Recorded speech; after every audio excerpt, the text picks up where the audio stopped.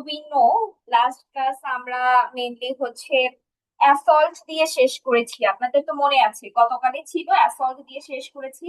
অ্যাসল্টের সংখ্যা ছিল 352-তে। তারপর হচ্ছে আমরা অ্যাসল্টের ক্রিমিনাল ফোর্সের কিছু পানিশমেন্ট সম্পর্কে জেনেছি, যে অ্যাসল্টের আর হচ্ছে ক্রিমিনাল ফোর্সের পানিশমেন্ট কিরকম হতে পারে। যদি কোনো নারী সম্ভ্রমহানির চেষ্টা করা হয় তখন পানিশমেন্টটা কি হতে পারে। আবার আমরা জানতে পারছি যে আহ, কেউ যদি হচ্ছে অ্যাসল্ট বা ক্রিমিনাল ফোর্সের মাধ্যমে কারো মান সম্মান নষ্ট করার চেষ্টা করে সেক্ষেত্রে কি হইতে পারে। তো মোটামুটি এই পর্যন্ত আমাদের ক্লিয়ার। তো আজকে আমরা চলে যাব হচ্ছে কিডন্যাপিং এ। তো কিডন্যাপিং শুরু হয়েছে 359 থেকে।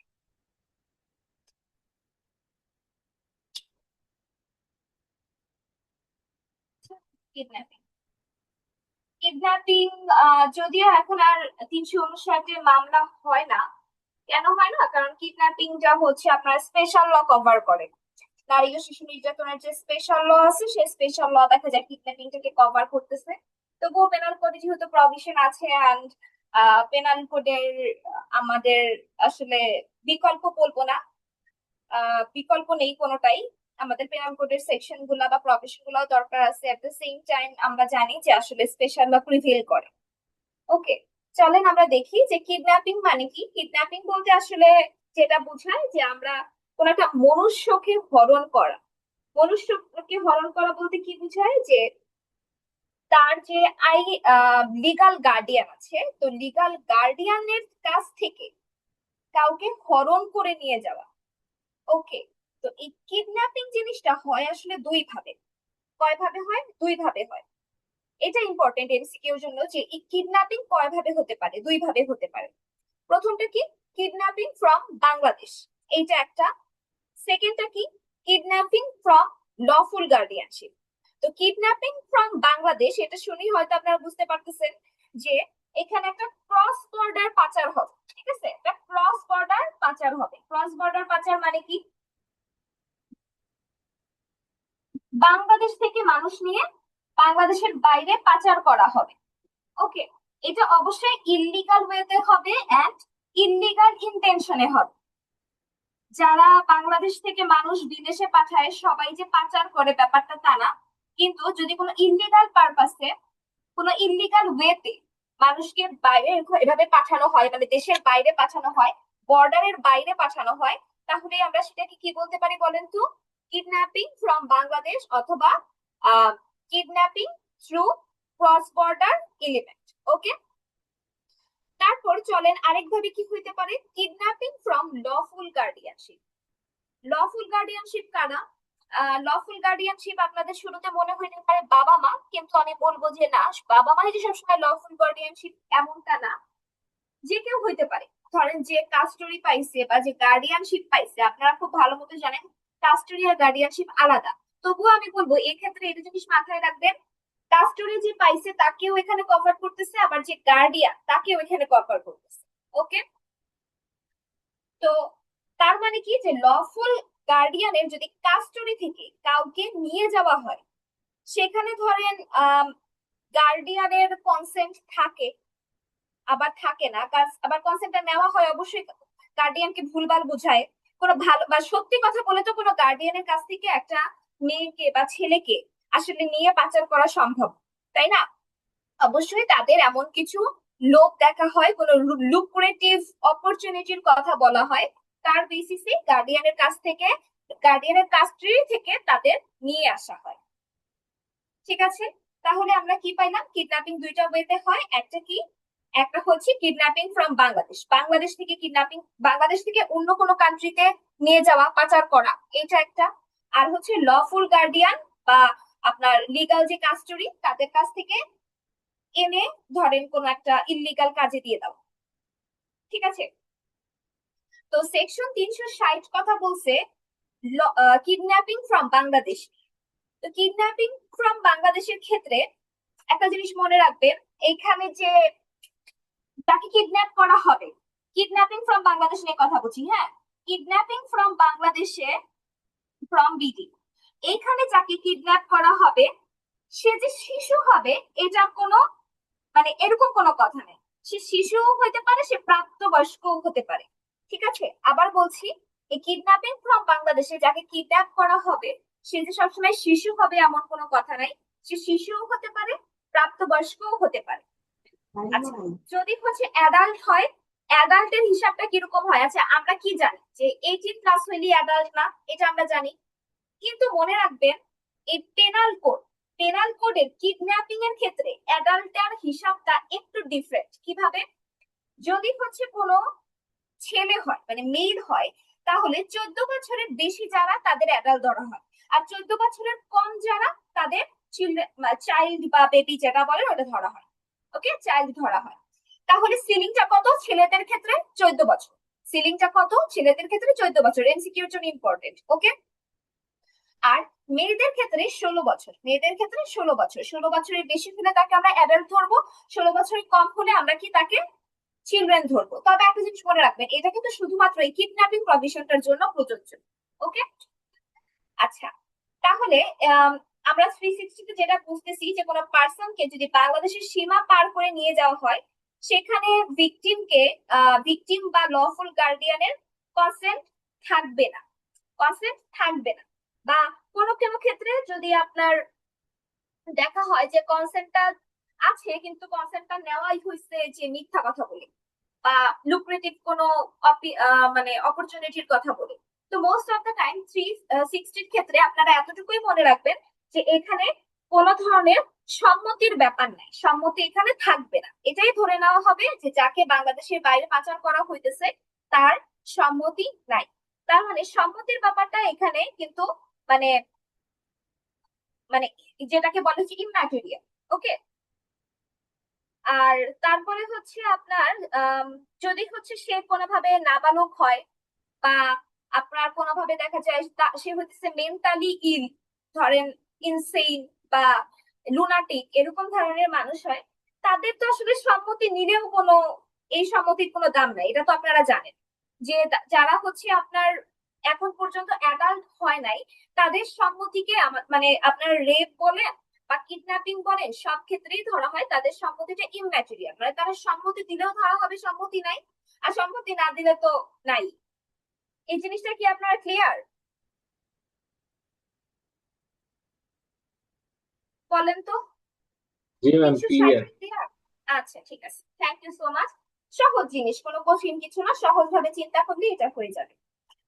আচ্ছা, ওকে, এখানে আসলে ইন্টেনশনটা বা তাকে এক জায়গা থেকে আরেক জায়গায় রিমুভ করে ফেলা এটাই ইনাফ। যে একটা ইন্টেনশন আছে, যে ধরেন এমন না যে সব সময় আপনার তার এরকম মিডল ইস্টেই পাচার করা লাগবে। ইন্ডিয়াতেও প্রতি বছর অনেক পাচার হয়। দেখা যায় বর্ডার এরিয়াতে যারা থাকে তাদের খালি বর্ডারটা ক্রস করাই দেয়, এভাবে অনেক পাচার হয়। ঠিক আছে, এখন চলেন আমরা সেকশন 361 দেখি। এটা হচ্ছে কিডন্যাপিং ফ্রম লফুল গার্ডিয়ানশিপ। এখানে কি বলছে যে গার্ডিয়ানের কাস্টডি থেকে মাইনর বা ইনসেন্ট পার্সনকে নিয়ে গেলে, তার মানে লফুল গার্ডিয়ানশিপে কাদের কথা আসবে বলেন তো? লফুল গার্ডিয়ানশিপে কথা আসতেছে কিন্তু শুধুমাত্র চিলড্রেন আর ইনসেন্টের নিয়ে। 360-এ কিন্তু সবাইকে নিয়ে বলছি, প্রাপ্তবয়স্ক চাইল্ড ইনসেন্ট সবাইকে নিয়ে বলছি। কিন্তু 361-তে কথা বলছি শুধুমাত্র 361-তে কারা আছে বলেন তো? চাইল্ড আর ইনসেইন পারসন। তাদের নিয়ে যাওয়া হবে কোত্থেকে? তাদের নিয়ে যাওয়া হবে লফুল গার্ডিয়ানশিপ থেকে। ঠিক আছে, লফুল কাস্টডি থেকে। তো সেখানেও আপনার দেখা যাবে যে আমরা জানি, আমরা অলরেডি বলছি, যদি মেল হয় তাহলে তাকে আমরা কখন মাইনর বলবো? যখন সে আন্ডার 40। মেলকে কখন মাইনর বলবো? যখন সে আন্ডার 40। আবার যখন সে ফিমেল হবে তখন তাকে আমরা কখন মাইনর বলবো? যখন সে আন্ডার 60। ওকে, আর আনসাউন্ড মাইন্ডের ক্ষেত্রে এখানে কোনো এইজ লিমিট নাই। যে কোনো বয়সের মানুষ যদি আনসাউন্ড পার্সন হয় বা আনসাউন্ড মাইন্ডের হয় তাহলেই আমরা তাকে 361-তে নিয়ে আসতে পারি। ক্লিয়ার? তাহলে এই সেকশনটার জন্য আপনাদের এসেনশিয়াল এলিমেন্ট কি হইতে পারে? যে লফুল গার্ডিয়ানের কাস্টডি থেকে নিয়ে যেতে হবে, আর গার্ডিয়ানের কনসেন্ট ছাড়া অথবা আপনার গার্ডিয়ানকে কোনো ধরনের লুক্রেটিভ কোনো অপরচুনিটির কথা বলে বা গার্ডিয়ানকে কোনো ভুলভাল কিছু বুঝে মানে মিসলিড করে আপনার নিয়ে যেতে পারে। ঠিক আছে, গার্ডিয়ানের কনসেন্ট ছাড়াও হতে পারে, গার্ডিয়ানের কনসেন্ট নিয়েও হতে পারে। একটা জিনিস মনে রাখবেন, এখানে কনসেপ্টের ব্যাপারটা কেন বারবার বলতেছি, কারণ কনসেপ্টটাও তো এখানে আসলে মানে নেওয়া হয় এই কথা বলে না যে তোমার মেয়েকে পাচার করে দিব, এই কথা বলে তো আর কনসেন্ট নেওয়া হয়। এগুলো কনসেন্টে নেওয়া হয় এই কথা বলে যে আপনারা তো গরিব, আপনাদের আসলে এত টাকা পয়সার অভাব, আপনার মেয়েকে ঢাকায় নিয়ে ধরেন ভালো একটা কাজ দিব, ঠিক আছে? কারণ আপনার এই যে কি বলে 361-তে যে কিডন্যাপিং ফ্রম লফুল গার্ডিয়ানশিপ, এখানে যে দেশের বাইরে পাঠাইতে হবে এমন কোনো কথা নাই। লফুল গার্ডিয়ানশিপ নিয়ে দেশের বাইরে কেন, আপনার ধরেন অনেক মেয়েদের দেখবেন ময়মনসিং এর বিভিন্ন মানে গ্রাম থেকে নেত্রকোনা, তারপরে হচ্ছে কিছুদিন আগেও দেখতেছিলাম যে নেত্রকোনার পাশে আরেকটা কুড়িগ্রাম, কুড়িগ্রাম থেকে অনেক মেয়েদের হচ্ছে ঢাকায় পাচার করে আনা হয়েছে, ঠিক আছে? ঢাকায় বা হচ্ছে আপনার দৌলতদিয়া এইসব জায়গায় হচ্ছে তাদের পাচার করে নিয়ে আসা হচ্ছে। তার মানে মনে রাখবেন 361 কিন্তু ক্রস বর্ডারের কথা বলতেছে না, এটা বাংলাদেশের মধ্যেও হইতে পারে বা ক্রস বর্ডারও হইতে পারে। 361-র জন্য যেটা মেইন সেটা হচ্ছে লফুল গার্ডিয়ানশিপ থেকে নিয়ে যাওয়া। লফুল গার্ডিয়ানদের কনসেন্ট থাকতেও পারে, নাও থাকতে পারে। আরেকটা ইম্পর্টেন্ট জিনিস হচ্ছে ওরা চাইল্ড হবে আর অথবা ইনসেন পার্সন হবে, ঠিক আছে? ইনসেন বলতে আনসাউন্ড মাইন্ডের মানুষ হবে। ক্লিয়ার?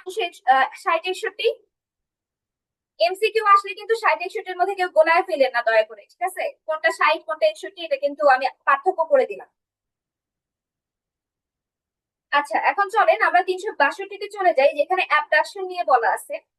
অ্যাবডাকশনের ক্ষেত্রে সব থেকে ইম্পর্টেন্ট জিনিস হচ্ছে, এতক্ষণ যে আপনাদের আমি কিডন্যাপিং নিয়ে কথা বললাম, আমি কি এখনো কোথাও বলছি যে তাদের ফোর্সফুলি নিয়ে যাওয়া হয়েছে? বলেন তো, এখনো কোথাও এটা বলছি? না ম্যাম। আমি বলি নাই। এখন টিচিং ক্ষেত্রে ফোর্স কখন থাকে, ফোর্স কখন থাকে এটা আসলে ফ্যাক্ট টু ফ্যাক্ট ভ্যারি করে।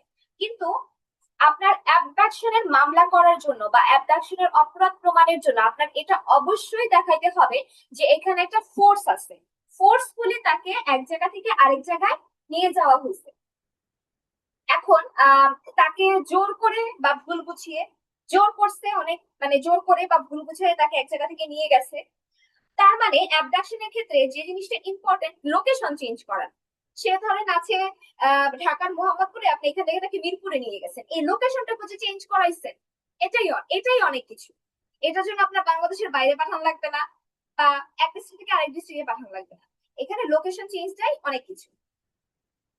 তারপর কি, তার মানে আমরা দেখতেছি যে একটা পার্সনকে আমি ফোর্স করতেছি অথবা তাকে ইনডিউস করতেছি এক জায়গা থেকে আরেক জায়গায় নিয়ে যাওয়ার জন্য, ঠিক আছে?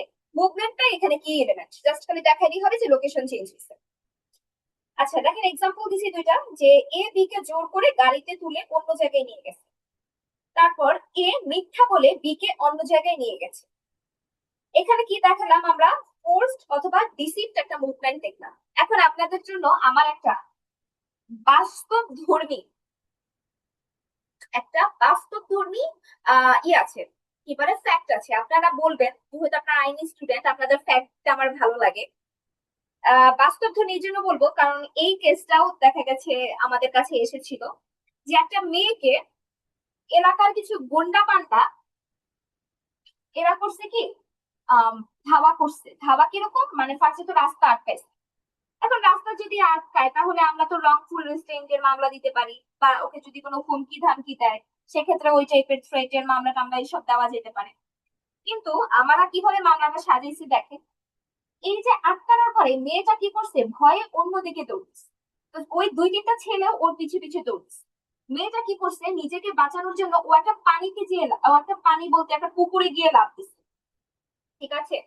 আপনাদের কাছে কি মনে হইতেছে এইখানে এই তিনটা ছেলের নামে আমরা কি ধরনের মামলা করতে পারি বলেন তো? মানে কি ধরনের অপরাধ আনতে পারি ওদের নামে?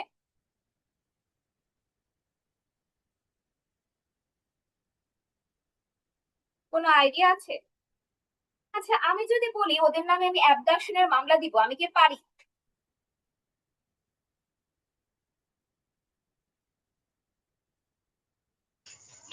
ম্যাম পারবো তো, এখানে তো ফোর্থ ছিল। পারবো, কিভাবে পারবো? আমি মুভমেন্ট দেখাতে পারবো, যে ওদের ধাওয়া খেয়ে খেয়ে তো ও অত দূর পর্যন্ত গেছে, এখানে আমি মুভমেন্ট দেখাইতে পারবো যে ফোর্সফুলি ওকে এখান থেকে ওইখানে নেওয়া হয়েছে।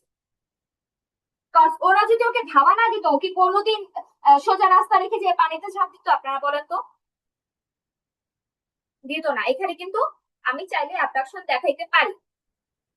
তো অনেকে এখন অ্যাবডাকশন দেখাইতে পারে, অনেকে ক্রিমিনাল ফোর্স দেখাইতে পারে, কিন্তু আমি কিন্তু চাইলে অ্যাবডাকশনের এই সেকশনটাকে এভাবে ইন্টারপ্রেট করতে পারি।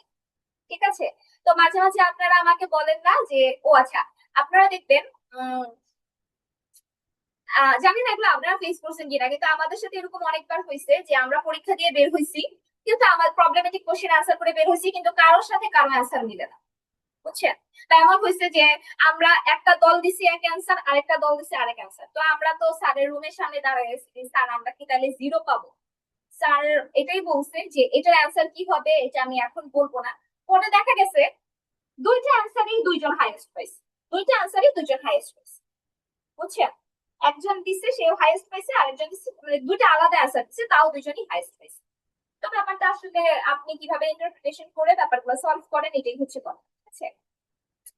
চলেন এখন একটু আমরা কিছু তথাকথিত পড়া পড়ি। কেননা আপনার পরীক্ষা হলে যে দয়া করে কিডন্যাপিং আর অ্যাবডাকশনের মধ্যে গোলায় ফেলবেন না, আমি পার্থক্যটা করে দিচ্ছি। কিডন্যাপিং এর ক্ষেত্রে আমরা দেখছি যে মাইনর বা ইনসেন্ট পার্সনকে গার্ডিয়ানের কাছ থেকে নিয়ে যাওয়া হয়। অ্যাবডাকশনের ক্ষেত্রে কি এরকম কোনো ব্যাপার আছে? এরকম কোনো ব্যাপার নেই। অ্যাবডাকশনের ক্ষেত্রে খালি একটা ফোর্স হয়েছে বা একটা ডিসিট হয়েছে বা ডিসিপ্ট হয়েছে, এটা দেখাই লিখা। একজন মানুষকে ফোর্সফুলি বা ডিসিভ করে এক জায়গা থেকে আরেক জায়গায় নিয়ে যাওয়া হচ্ছে। এখানে কারো কাস্টডি থেকে নিয়ে যাওয়া বা বাংলাদেশের বাইরে নিয়ে যাওয়া, এখানে এরকম কিন্তু কোনো ব্যাপার নাই। ওকে। তারপরে হচ্ছে আপনার আমরা দেখছি কি কিডন্যাপিং এর ক্ষেত্রে একটা পার্সন মাইনর হইলে বা ইনসেইন হলে তার কনসেন্ট থাকুক আর না থাকুক, এটা আইনগতভাবে কার্যকর না বা এটা ইমম্যাটেরিয়াল। কিন্তু দেখা গেছে অ্যাবডাকশনের ক্ষেত্রে একটা অ্যাডাল্ট ভিকটিমের কনসেন্টটা খুব ম্যাটার করে। যেমন একজন অ্যাডাল্ট ভিকটিম যদি নিজের কনসেন্টে এক জায়গায় রওনা দেয়, তাহলে এইটা অ্যাবডাকশন প্রমাণ করাটা টাফ। যার কারণে দেখবেন যদি একটা মেয়ে 18+ হয়ে যায়, আবার বলতেছি যদি একটা মেয়ে 18+ হয়ে যায়, সেই মেয়েকে ভাগাই নিয়ে কোনো ছেলে বিয়ে করলে তার রিস্ক থাকে না। তার এতটুকু দেখালেই হয় ও অ্যাডাল্ট ছিল, ওর কনসেন্ট ছিল। কিন্তু যদি ওর 18 বছরের কম হয়, তাহলে এই যে ভাগায় নিয়ে বিয়ে করলে তখন এই কনসেন্টটাকে কি হয় বলেন তো? কনসেন্টটার কোনো দাম থাকে না। মেয়ে সারাদিন কান্নাকাটি করলেও লাভ নেই। ঠিক আছে? তো যদিও যদিও এখন আমাদের বিভিন্ন মানে কোর্ট প্র্যাকটিসে এটার কিছু চেঞ্জ আসতেছে। কিরকম চেঞ্জ আসতেছে? আপনার ইদানিং যখন দেখে যে মেয়ে মাইনর, ঠিক আছে, হয়তো 17 বছর বয়স, মানে 18 হবে হবে এমন অবস্থা, প্লাস ছেলেটারও মানে কোনো তেমন কোনো ক্রিমিনাল রেকর্ড নাই, প্লাস ছেলেটাও মোটামুটি ভালো ফ্যামিলি থেকে বিলং করে, বা ছেলেটা পড়াশোনায় ভালো, মানে ব্যাকআপ না, এরকম যদি দেখে তখন আবার মাঝে মাঝে ইদানিং বেল দিয়ে দেয়। ঠিক আছে? ইদানিং বেল দিয়ে দেয়, বলে যে ওকে, ওকে বেল দেওয়া যায়, যেহেতু মেয়েটারও ইচ্ছা ছিল। এখন এটা কোর্টের ডিসক্রিশনারি পাওয়ার আর কি, যে এরকম সিচুয়েশনে বেল দিবে কি দিবে না, কিন্তু ইদানিং এটা দিয়ে দেয়। এই প্র্যাকটিসটা হয়ে ভালো হয়েছে। অনেক সময় আবেগে এরকম একটা ডিসিশন নিয়ে নেয়, পরে যদি আসলে বছরের পর বছর তার জেলে থাকতে হয়, এটা কিন্তু অনেক আনএক্সপেক্টেড, তাই না? তো যাই হোক, এখন আমরা পানিশমেন্ট টেবিলে চলে যাব। আজকে আমরা অনেক কিছু পড়বো। আমি যেন আজকে গল্প করলে আপনারা কেউ একজন আমাকে থামাই দিন যে আপু আর শুনতে চাই না এই ব্যাপারে আপনার কাছ থেকে। ঠিক আছে? চলেন, কিডন্যাপিংটা কোথায় থেকে হয়? গার্ডিয়ানের কনসেন্ট ইম্পর্টেন্ট কিডন্যাপিং এর ক্ষেত্রে। অ্যাবডাকশনের ক্ষেত্রে ভিকটিমের কনসেন্ট ইম্পর্টেন্ট। ওকে। চলেন আমরা এখন পানিশমেন্ট টেবিলটা দেখি যে কিডন্যাপিং আর অ্যাবডাকশন যদি করা হয় মার্ডারের জন্য, পানিশমেন্টটা কোথায় দেওয়া আছে? 364। পানিশমেন্ট গুলো মুখস্থ করতে হবে। পানিশমেন্ট গুলো মুখস্থ না করে যে যদি আপনারা ফেল করেন, তাহলে এর দোষ আমার না। বাস আমি তো আপনাদের পানিশমেন্ট মুখস্থ করাই দিতে পারবো না। আমি দেখেন আপনাদের কয়টা, মাত্র এখান থেকে 4টা পানিশমেন্ট আমি আপনাদের পড়তে বলতেছি। এই 4টা থেকে আসবে, কিন্তু আপনারা যদি আজকে দেয়ার অ্যাক্ট খুলে বসতেন, তাহলে দেখতেন যে কমপক্ষে 10টা থেকে 12টা পানিশমেন্ট আপনাদের এখানে মুখস্থ করতে হতো। তো আমি মাত্র 4টা পানিশমেন্ট এখানে আপনাদের পড়তে বলতেছি, প্লিজ এই 4টা মুখস্থ করে হয়ে যায়। ঠিক আছে? প্রথমেই হচ্ছে 364, যদি কাউকে খুন করার উদ্দেশ্যে নিয়ে যাওয়া হয়, তাহলে আপনার পানিশমেন্টটা কি হবে? এটা হচ্ছে 10 ইয়ার্স। ঠিক আছে? আপ টু 10 ইয়ার্স পর্যন্ত পানিশমেন্ট হবে। তবে ম্যাক্সিমাম পানিশমেন্টটা কিন্তু লাইফ ইমপ্রিজনমেন্ট। ম্যাক্সিমাম পানিশমেন্টটা লাইফ ইমপ্রিজনমেন্ট। ঠিক আছে, তারপরে আপনার 364A, এখানে দেখা যায় আপনারা যদি 10 বছরের নিচে কোনো বাচ্চাকে কিডন্যাপিং করা হয় বা অ্যাবডাকশন করা হয় খুন করার উদ্দেশ্যে বা গ্রিভিয়াস হার্ট করার উদ্দেশ্যে, অথবা স্লেভারি অথবা লাস্ট, ঠিক আছে, 10 বছরের নিচে, এটা মনে রাখবেন, এখানে চাইল্ডের রেঞ্জটা কিন্তু 10 বছর। 10 বছরের নিচে হলে পানিশমেন্টটা কিন্তু অনেক গ্রিভিয়াস, দেখেন, ডেথ পেনাল্টি হতে পারে। এটা কিন্তু ইম্পর্টেন্ট, আপনারা চাইলে স্টার দিয়ে রাখতে পারেন 364 এর ঠিক আছে। Death penalty, life imprisonment, rigorous imprisonment, সেটা 7 থেকে 14 বছর হতে পারে, ঠিক আছে। তারপর 366, এটা কি নিয়ে কথা বলছে, এটা হচ্ছে আপনার কাউকে যদি কিডন্যাপিং বা অ্যাবডাক্ট করা হয় জোর করে বিয়ে করার জন্য অথবা ইলিসিট ইন্টারকোর্সের জন্য, তাহলেও কিন্তু আপনার পানিশমেন্টটা কত দেখেন, আপ টু 10 ইয়ার্স প্লাস 5। এখন আপনারা বলেন তো, এই যে বললাম ঢাকায় নিয়ে বিয়ে করা কোন সেকশনের আন্ডারে মামলা করে বলেন? মেয়ের বাবা ভাই গিয়ে কোন সেকশনের আন্ডারে মামলা করে? 66। 366 এর আন্ডারে মামলা করে, বুঝছেন? যদিও এখানে 366 এ কিন্তু আসলে বলছে যে এখানে ওম্যানকে জোর করে নিয়ে যাওয়া, কিন্তু জোর করে তো আসলে বিয়ের জন্য নিয়ে যায় না, মেয়ের কনসেন্ট থাকে, কিন্তু সেই কনসেন্টটাকে কনসেন্ট দেখানো হয় না। এটাই হচ্ছে আমাদের প্র্যাকটিস। যাই হোক, আপ টু 10 ইয়ার্স প্লাস 5। আর হচ্ছে আপনার 366 এর এটাও অনেক ইম্পর্টেন্ট, যে 18 বছরের নিচে কোনো মেয়েকে যদি মানে আপনার সংগ্রহ বা পাচার করা হয় বা অ্যাবডাক্ট করা হয় অবৈধ যৌন সহবাসের জন্য, যেটাকে আপনি প্রোক্রিয়েশন বলতে পারেন, অনেকে ওয়ার্ডটার সাথে পরিচিত থাকবেন না, এই জন্য আমি বলে দিলাম, এটাকে মেনলি বোঝাচ্ছে একটা, এটাও হলো হচ্ছে আপনার কাইন্ড অফ একটা ইলিসিট ইন্টারকোর্স। এটার জন্য যদি পাচার করা হয়, দেখা যায় বিভিন্ন মেয়েদের ব্রোথেলে যে পাচার করে, ঠিক আছে, ব্রোথেলে পাচার করার ব্যাপারটা, এটা কিন্তু up to 10 years plus fine. এটা এটা হচ্ছে এই সেকশন কভার করে। তো পরীক্ষার সময় যদি এরকম কিছু থাকে তাহলে আপনারা দেখবেন যে যদি হচ্ছে 18 বছরের নিচে থাকে তাহলে হচ্ছে 366 এর আর যদি 21 বছরের উপরে থাকে তাহলে কিন্তু 366 এর পরীক্ষার জন্য 18 বছরের নিচে, এটা বেশি ইম্পর্টেন্ট। পানিশমেন্টটা কি, up to 10 years plus fine.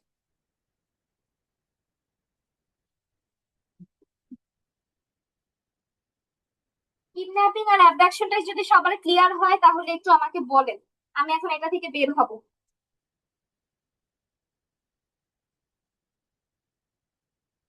Anyone,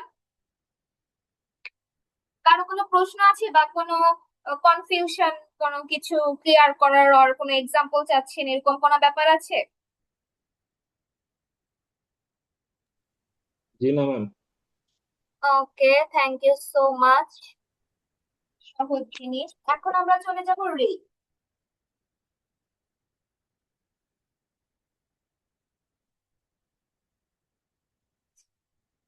rape যে সেকশন 375-এ বলা আছে, এটাই অনেক ইম্পর্টেন্ট একটা এমসিকিউ। এটাই অনেক ইম্পর্টেন্ট একটা এমসিকিউ, আর খুব কমন একটা এমসিকিউ, মোটামুটি সবাই এটা অ্যান্সার করতে পারে। কেন জানি রেপ, থেফট, তারপর হচ্ছে মার্ডার, এই সেকশন গুলো আমাদের মনে থাকে, ঠিক আছে। তো যার মনে থাকে না সে একটু মুখস্থ করে নেবেন, এটা মানে এমসিকিউর জন্যই বেশি ইম্পর্টেন্ট বলা যায়। তো এখন দেখেন, আপনারা যদি আমার নোটটা ওপেন করেন তাহলে আপনারা দেখবেন যে আমি একটা খুব সহজ একটা লাইন লিখছি। সেই লাইনের ভিতরে আমি প্রথমেই কোন ধরনের এই ভার্ডিক্টে চলে যাই নাই যে রেপ করার জন্য জোর করতে হবে বা রেপ করার জন্য আপনার একটা ক্রিমিনাল ফোর্সের দরকার আছে, মানে এই ধরনের কোনো কথা আমি বলি।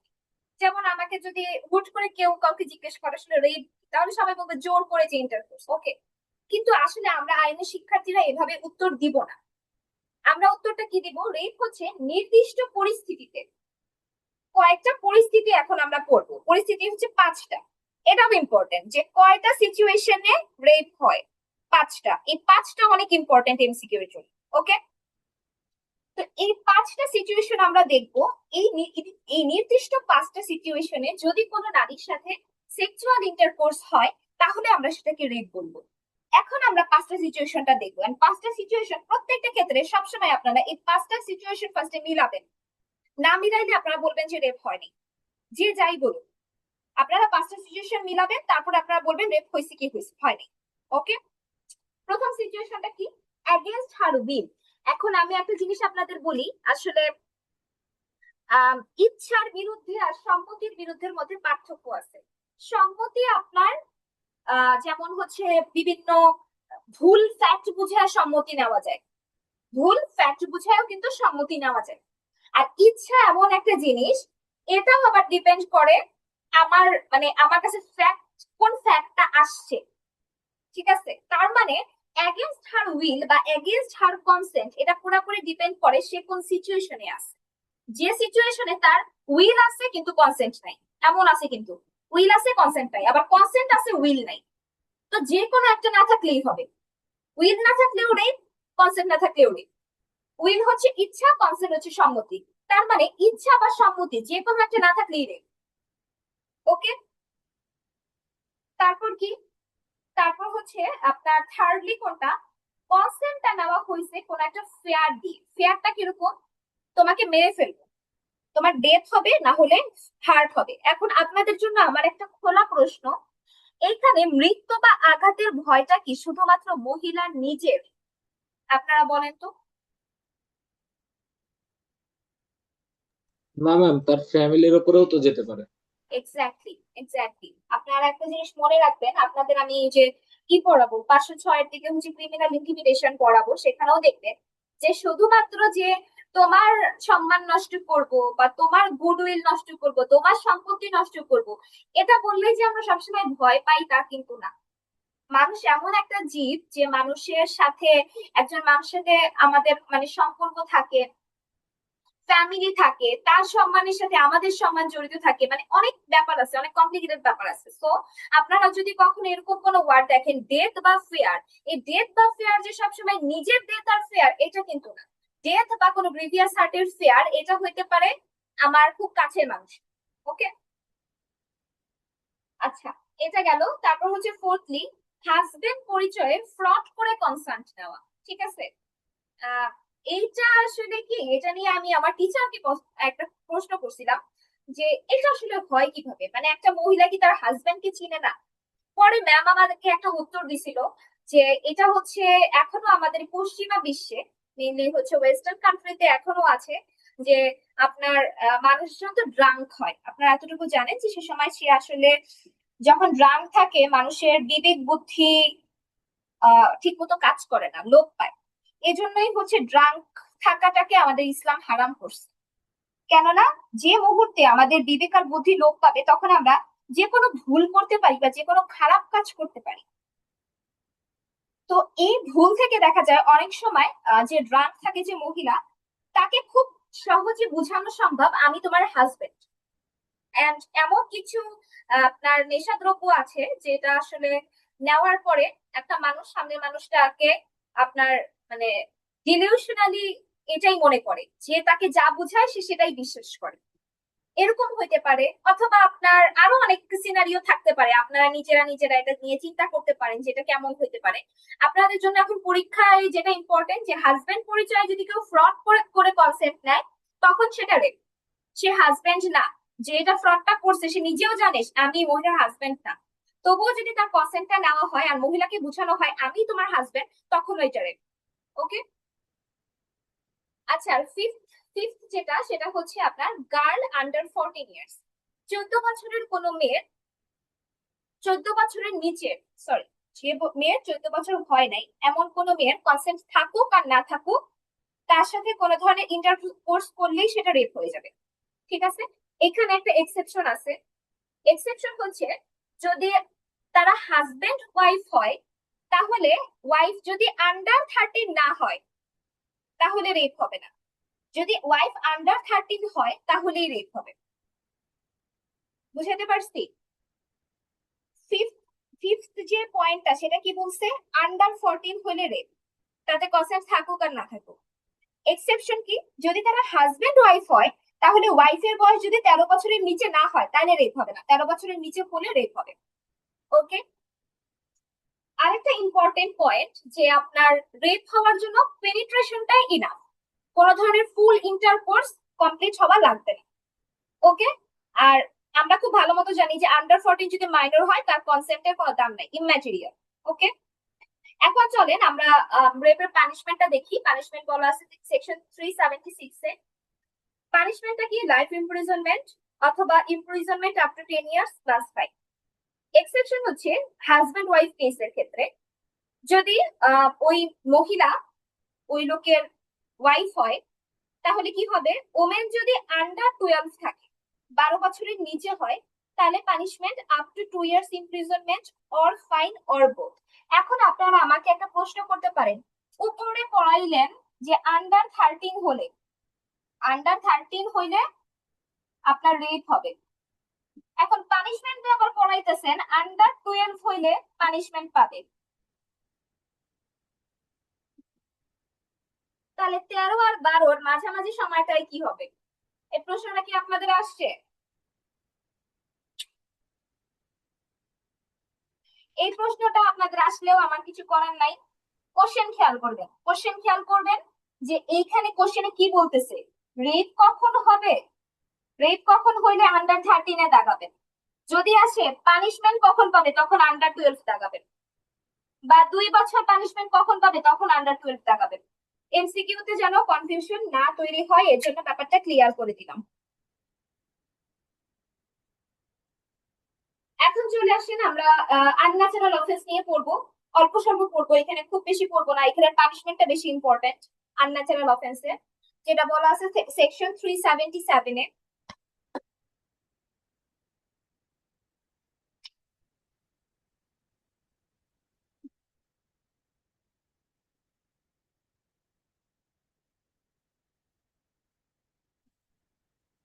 আনন্যাচারাল অফেন্স কোথায় দেওয়া আছে? সেকশন 377। তো আনন্যাচারাল অফেন্সের জিনিসটা বোঝাচ্ছে যে এতক্ষণ আমরা যখন রেপ দেখে আসছি, রেপের ক্ষেত্রে আমরা কি দেখছি? একজন মহিলা থাকবে, একজন পুরুষ থাকবে, ঠিক আছে? একজন মহিলা থাকবে, একজন পুরুষ থাকবে, তাদের ভিতরে একটা ইন্টারকোর্স হবে, সেটা হইতে পারে মেয়ার একটা পেনিট্রেশন। তাহলে আমরা সেটাকে কি বলতে পারি? রেপ বলতে পারি। কোন পাঁচটা সিচুয়েশনে? সিচুয়েশন পাঁচটাও আপনাদের দেখাই দিলাম। আনন্যাচারাল অফেন্সের ক্ষেত্রে একজন পুরুষ আর একজন মহিলা যে থাকতে হবে ব্যাপারটা এরকম না। দুইজন পুরুষ থাকতে পারে, দুইজন মহিলা থাকতে পারে, ইভেন অ্যানিমালও থাকতে পারে, মানুষ ভার্সেস অ্যানিমালও হইতে পারে। আস্তে আস্তে এরকম যদি হয়, তাহলে আমরা বলবো এটা কি? এটা ন্যাচারের এগেনস্টে যাওয়া। কারণ ন্যাচার আসলে আমাদের এই জিনিসটাকে এখন পর্যন্ত মেনে নেয় নাই। এটা ন্যাচারের পক্ষে না, এগুলা ন্যাচারের বিপক্ষে। এ ধরনের লাস্ট, এগুলা ন্যাচারের বিপক্ষে, ঠিক আছে?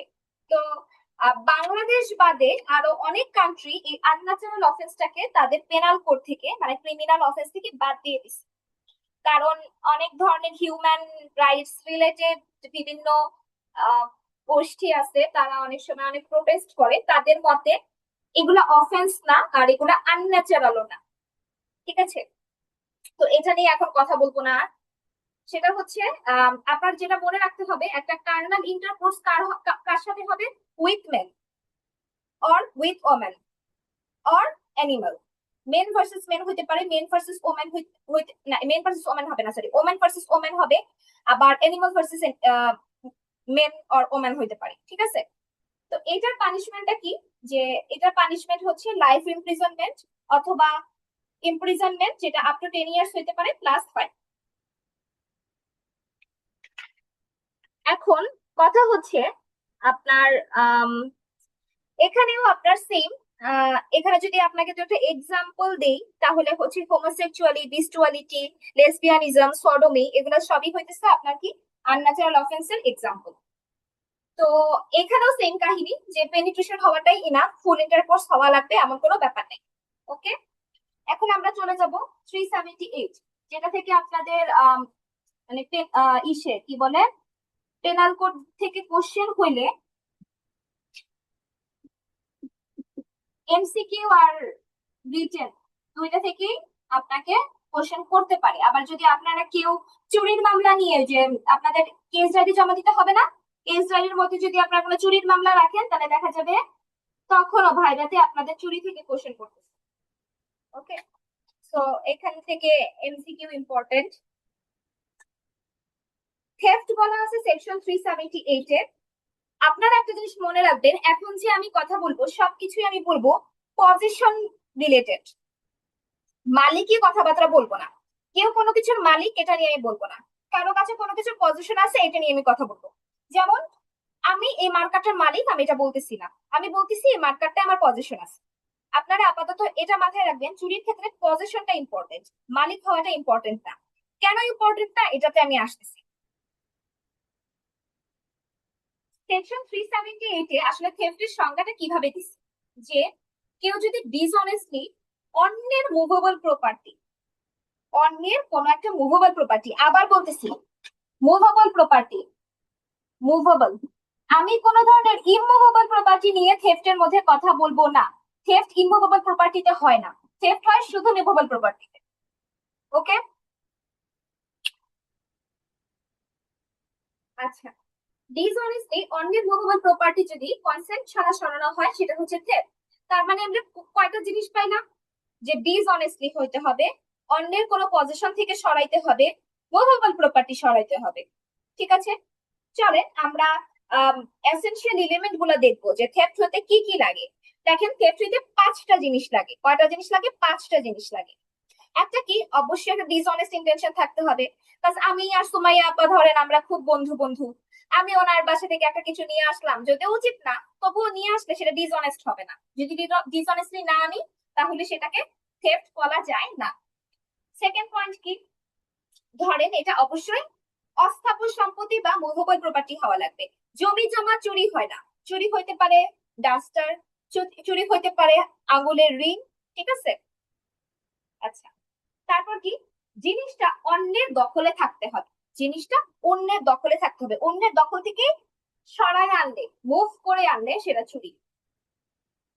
থার্ড পয়েন্টটা কি, মালিক বলেন বা দখলকারী বলেন তার অনুমতি ছাড়া, কনসেন্ট ছাড়া আমি নিয়ে আসছি, কনসেন্ট নিয়ে আসলে কিন্তু এটা চুরি হয় না, এটা তো বুঝে নেই। তারপরটা কি, জিনিসটাকে অবশ্যই মুভমেন্ট করতে হবে। এখন আপনি এখানে একটা ডাস্টার পাইলেন, সেটা যদি আপনি মুভমেন্ট করে অন্য জায়গায় না নিয়ে যান তাহলে এটা কি আমি চুরি বলতে পারবো? আপনি যদি বলেন এটা তো আমি চুরি করছি, কিন্তু যদি এসে দেখি জিনিসটা আগের জায়গায় আছে, তাহলে কি এটা চুরি হবে? আরেকটা এক্সাম্পল দিই, মিনিমাম একটু, অল্প একটু মুভ করাটাকেও চুরি বলে। কিভাবে?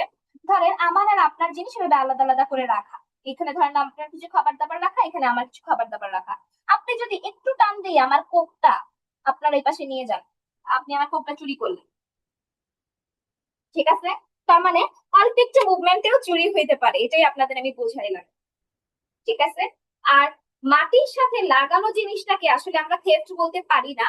যেমন আমরা বলতে পারি না বিল্ডিং তো মাটির সাথে লাগানো, এটাকে বিল্ডিং চুরি হয় বলা যায় না। তবে যদি সেটা মাটি থেকে আলগা করা সম্ভব হয় তাহলে সেটা চুরি হইতে পারে। যেমন অনেকে দেখবেন গাছ চুরি করে, গাছ চুন্নি আছে বহুত।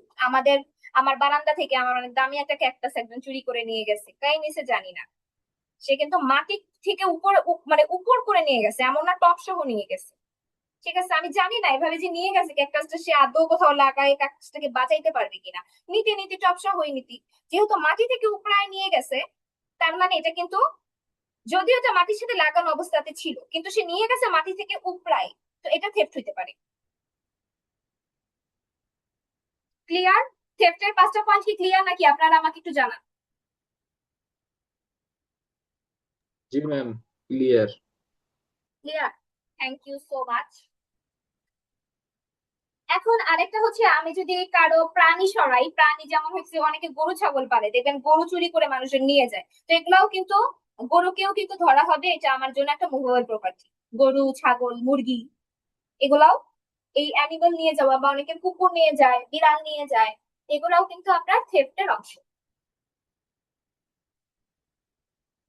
আচ্ছা, এখন চলেন আমরা পানিশমেন্ট টেবিলটা দেখি। ও, আপনাদের একটা জিনিস বলতে মনে নাই, খুব শর্ট ওয়েতে বলবো, কারণ এটা হচ্ছে হয়তো রিটেনের বেশি লাগবে। সেটা হচ্ছে, এমন যদি হয় যে আমার একটা বই না, ধরেন আমার কিছু জুয়েলারি, আমি হচ্ছে দেশের বাইরে যাব, তো আমি আসলে আমার বাসায় রেখে যাওয়াটাকে সেফ ফিল করতেছি না। আমি সুমাইয়া আপাকে বললাম, আপা আপনি আমার এই জুয়েলারি গুলো একটু আপনার কাছে রাখেন, আমি একটু দেশের বাইরে যাবো, আপনি একটু খেয়াল রাখেন। এখন জুয়েলারি গুলো আমার, কিন্তু রেখে গেছি আমি কার পজিশনে? সুমাইয়া আপার পজিশনে। আমি কি করলাম, আমি সুমাইয়া আপাকে না জানাই আমার এই মানে গয়নাগাটি ওইখান থেকে নিয়ে বাসায় চলে আসি। এন্ড নিয়ে আসার ইন্টেনশনটা ডিসঅনেস্ট ইন্টেনশন। আমার প্ল্যানই আছে সুমাইয়া আপাকে আমি পরবর্তীতে এটা নিয়ে ধরবো, ওনার সাথে একটা সম্পর্ক খারাপ করবো, বা ওনাকে বলবো যে আমাকে এখন কম্পেনসেট করেন, এই এই ইন্টেনশনে। এখন দেখেন, জুয়েলারি গুলা কিন্তু আমার, তাও আমি কি করছি, সুমাইয়া আপার পজিশন থেকে, ওই সময়ে সুমাইয়া আপার পজিশনে ছিল, মালিক আমি ছিলাম, কিন্তু পজিশনে কার ছিল, সুমাইয়া আপার। সো আমি ওনাকে না বলে যে এই জিনিসটা নিয়ে আসছি, এটাও কিন্তু চুরি।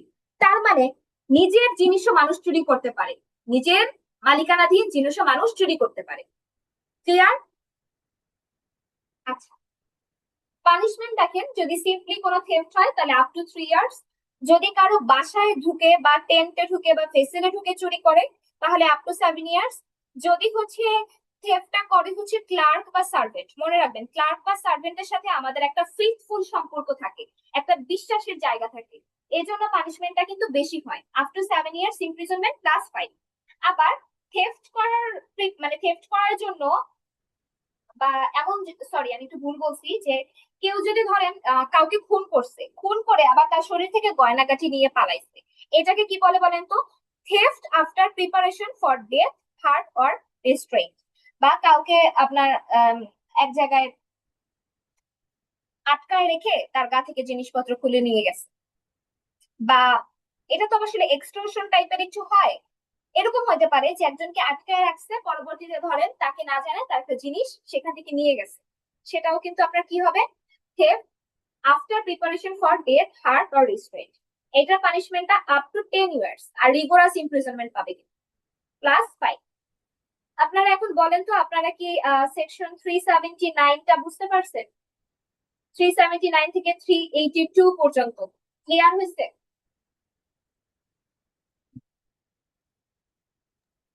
জি ম্যাম, ক্লিয়ার।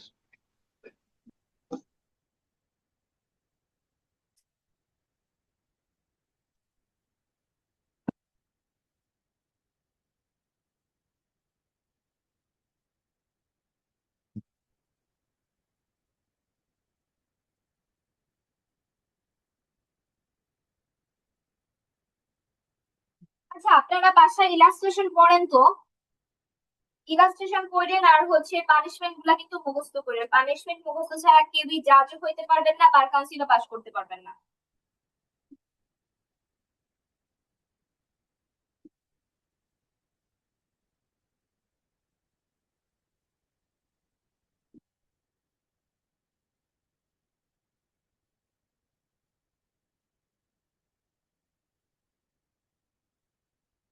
তাহলে আচ্ছা, 82 লিখেছি কেন? এক্সটর্শন কত নম্বর সেকশনে বলা আছে বলেন তো? সেকশন 2383 তে। এক্সটর্শন নিয়ে আসলে আমি যদি বলতে চাই, সেক্ষেত্রে আমি বলতে পারি যে থেফটের সাথে এক্সটর্শনের মেইন পার্থক্য হচ্ছে এখানে আপনার ভিতর একটা ফেয়ার তৈরি করা হবে। একটা ফেয়ার তৈরি করা হবে কিরকম, যে আপনাকে একটা ভয় দেখিয়ে জোর করে কোনো সম্পত্তি বা টাকা আদায় করলেই আমরা সেটাকে এক্সটর্শন বলতে পারি। আপনাকে ঠিক কি টাইপের ভয় দেখাইতে পারে? আপনাকে দেখাইতে পারে ইনজুরি করার ভয়, যে আপনাকে আমি গ্রিভিয়াস হার্ট করবো বা ইনজুরি করবো, এই টাইপের কোনো ফেয়ার দেখাইতে পারে, বা আপনাকে ডেথ ফেয়ারও দেখাইতে পারে। এখানে ইন্টেনশনটা খুব ম্যাটার করে, যে তার ইন্টেনশনই আপনাকে ভয় দেখিয়ে আপনার কাছ থেকে টাকা বা সম্পত্তি আদায় করা। আর অবশ্যই ডিসঅনেস্ট একটা ইনডিউসমেন্ট থাকবে, মানে ভয় দেখিয়ে জোর করা যে জিনিসটা। তারপর ডেলিভারি অফ প্রপার্টি, আপনাকে অবশ্যই কোনো একটা ভ্যালুয়েবল সিকিউরিটি বা প্রপার্টি দিতে আপনাকে বাধ্য করবে, ঠিক আছে? আর আপনার কনসেন্টটা নেওয়া হবে, মানে আপনি যে আপনার গলার চেইন খুলে তাকে দিয়ে দিচ্ছেন, হাতের আংটি খুলে তাকে দিয়ে দিতেছেন, এই কনসেন্টটা নেওয়া হবে আন্ডার ফেয়ার, ঠিক আছে? ওকে, এখন আমরা একটু দেখি যে এক্সটর্শনের পানিশমেন্টটা কিরকম। এক্সটর্শনের পানিশমেন্ট হইতেছে আপ টু 3 ইয়ার্স ইমপ্রিজনমেন্ট, যদি সেটা সিম্পল এক্সটর্শন। যদি কোনো একটা এক্সটর্শন করা হয়, তাকে ইনজুরি করব এই অ্যাটেম্পট দেখায় বা কোনো ভয় তৈরি করে, তাহলে পানিশমেন্টটা কি হবে, 5 থেকে 14 বছর। সেখানে মিনিমাম 5 বছর, 5 বছরের নিচে কোনো পানিশমেন্ট নাই। তারপর কি, এক্সটর্শন যদি দেখানো হয় যে তোমাকে আমি মেরে ফেলবো বা গ্রিভিয়াস হার্ট করবো, তাহলে পানিশমেন্টটা হবে up to 10 years plus fine. যদি আপনার এক্সটর্শনটা করা হয় আপনাকে এমন একটা ফেয়ারের মধ্যে রেখে, যে ফেয়ারে হচ্ছে আপনার ডেথ হইতে পারে বা গ্রিভিয়াস হার্ট হইতে পারে, সেটা 7 ইয়ার্স প্লাস ফাইভ। এখন আপনারা আমাকে কেউ বলেন তো পার্থক্য কি 386 আর 387 এর সাথে?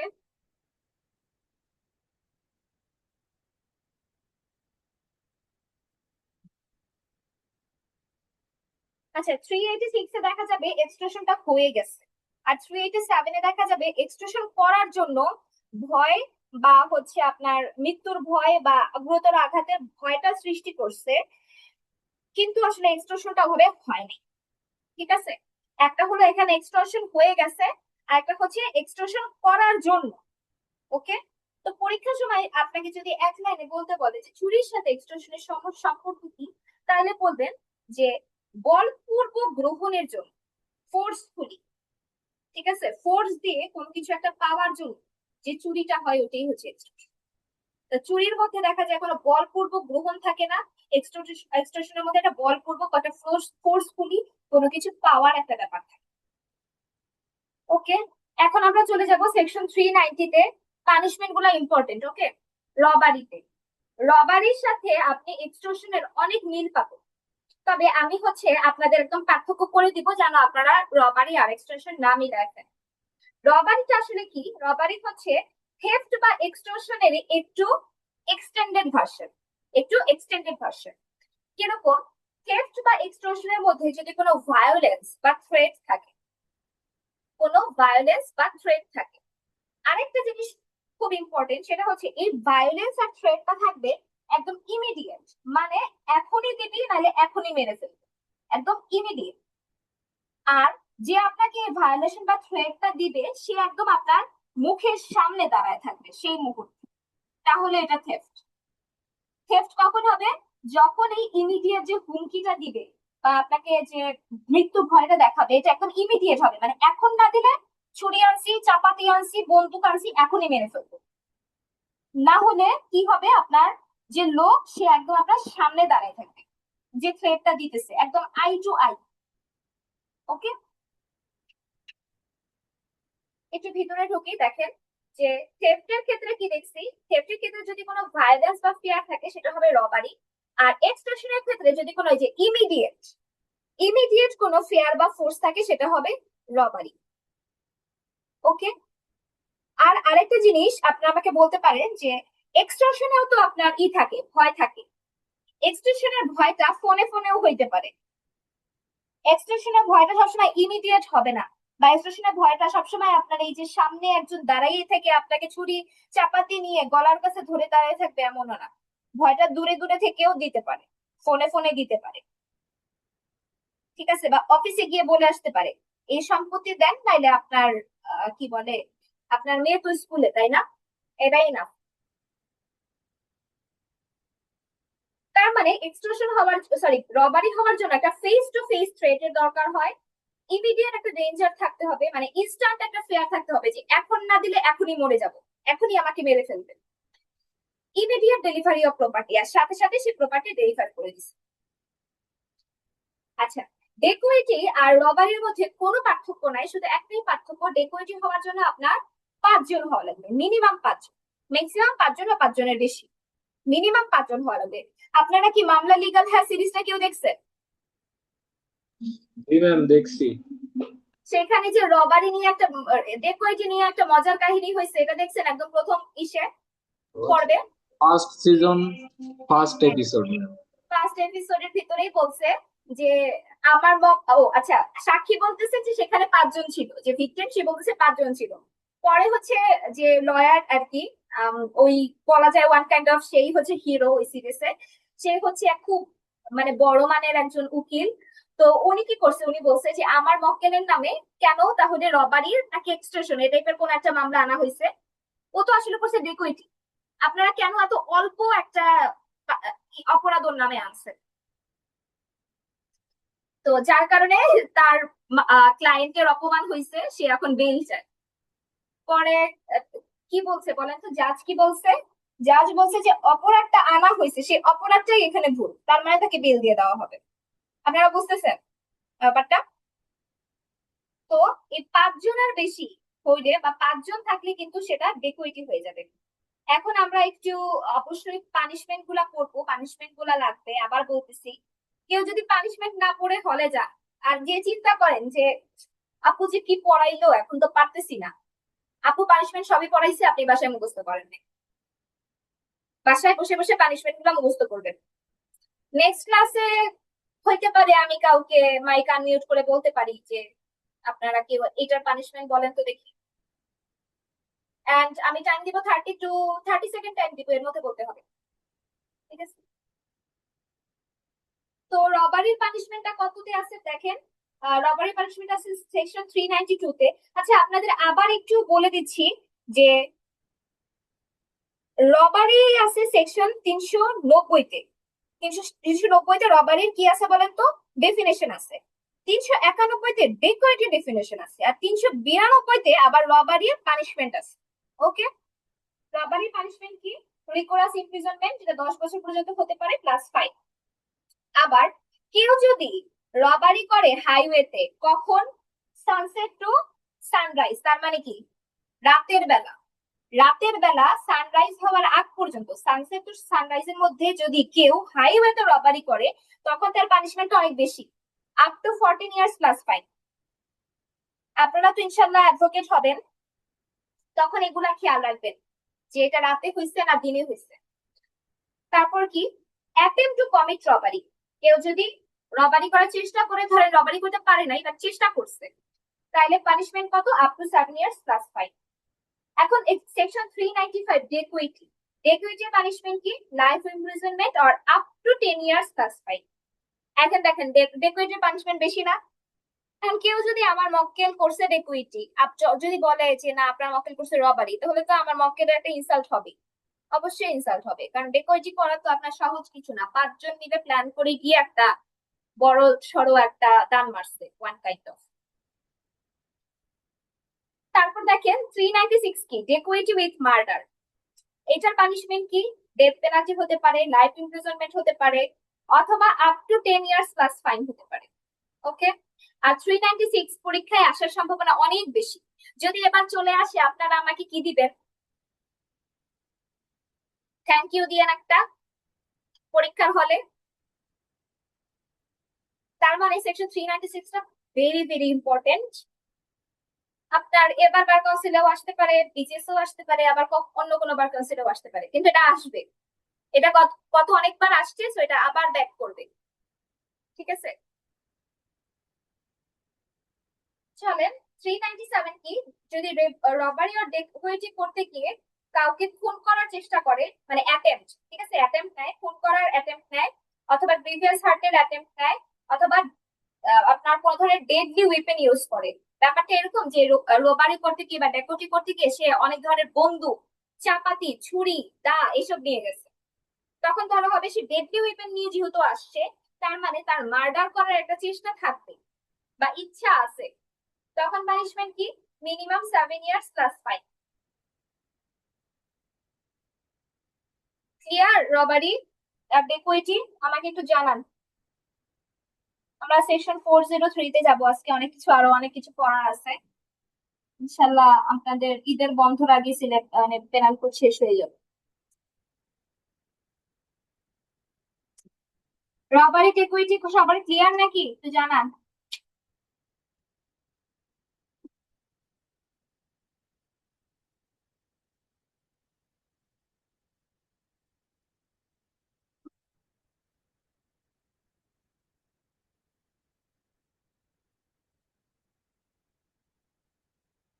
আমি কেন জানি এই সেকশনটা শুধু মিস অ্যাপ্রোপ্রিয়েশন দিয়ে মনে রাখতে পছন্দ করি। পছন্দ করার পিছনে কিছু কারণ আছে।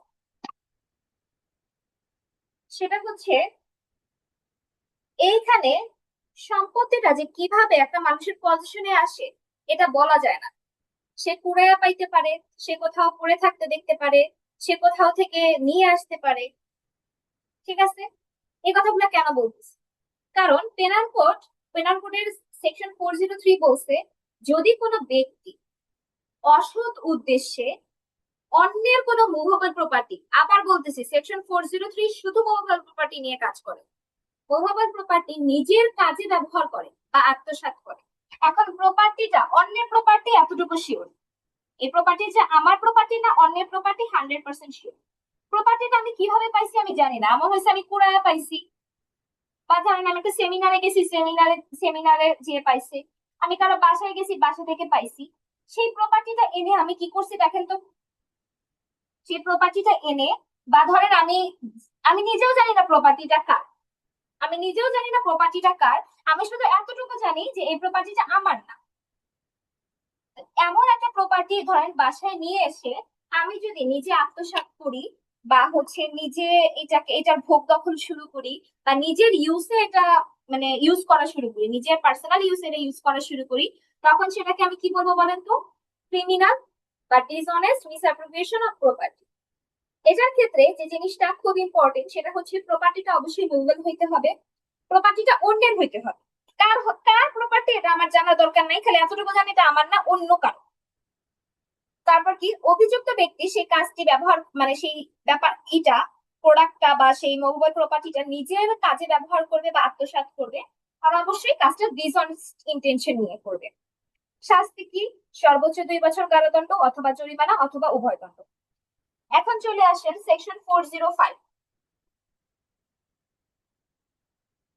সেকশন 405টা আজকে আপনারা একটু ভালো মতো বোঝার চেষ্টা করবেন। শুধু বার কাউন্সিল না, এইটা আপনাদের ফিউচারে অনেকগুলো পরীক্ষায় সেকশন 405 থেকে কোশ্চেন হইতে পারে।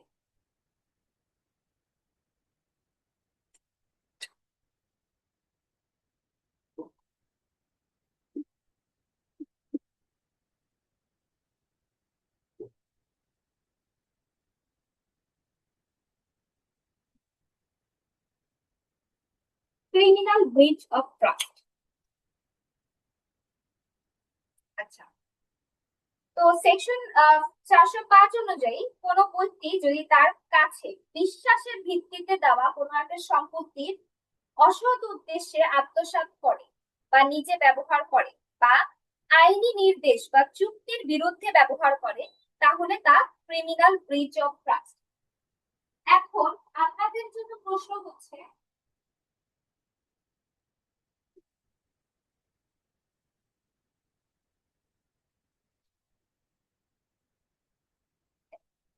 আমরা কি পাইলাম? লক করছে, দেখ কি আসছে। ক্রিমিনাল ব্রিচ অফ ট্রাস্টের ভিতরে কি পাইলাম দেখেন তো? একটা প্রপার্টি যেটা আমার হাতে কিভাবে আসবে বলেন তো? কোন একটা ট্রাস্টের বেসিসে।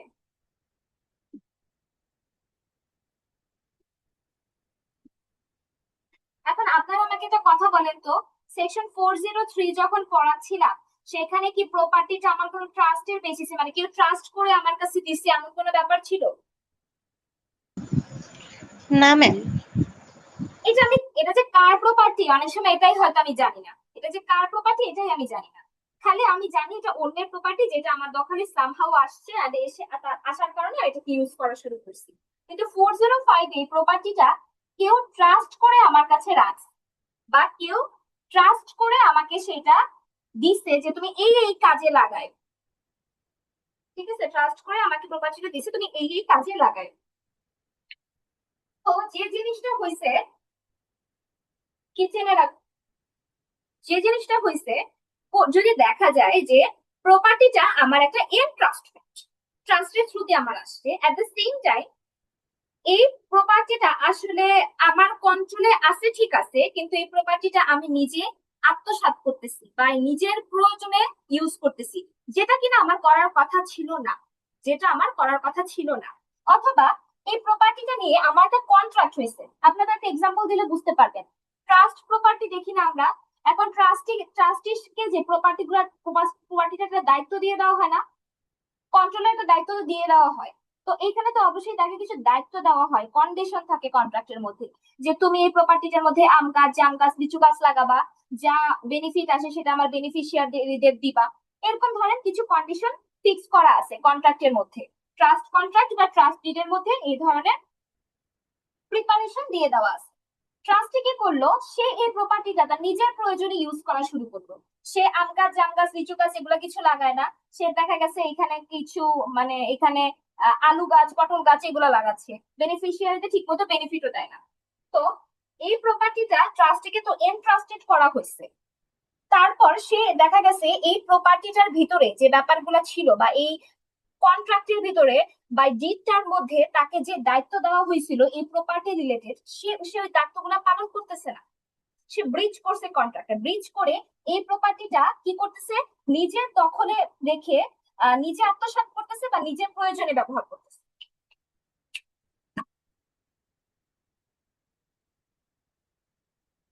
আপনারা বলেন তো, আপনারা কি বুঝতে পারছেন আমি কি বলতে চাচ্ছি?